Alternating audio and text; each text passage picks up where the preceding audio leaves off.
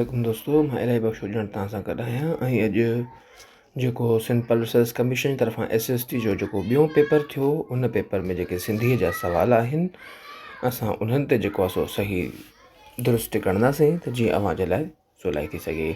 दरसी 12 किताब बाबनामो कंहिंजो लिखियलु आहे? दीवान नंदीराम मीराणी। मीएं शाह इनायत जो रिसालो केतिरनि सुरनि ते मुश्तमिल आहे? 22।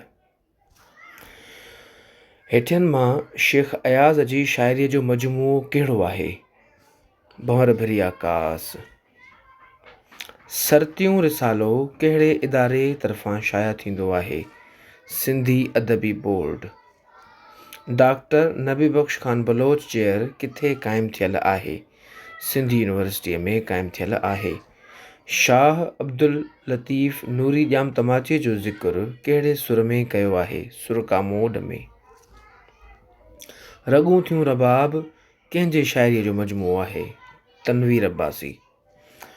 उहो फ़ैल घुम जो इस्म मफ़ऊल छा थींदो? घुमियो।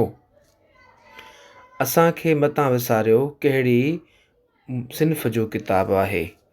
असांखे मतां विसारियो किताब आहे लुग़त जो।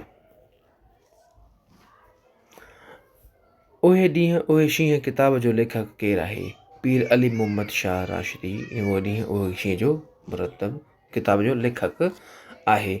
इंशाअल्लाह जेके बि ईंदड़ पेपर हूंदा उहे बि अव्हां सां ज़रूरु शेयर कया वेंदा।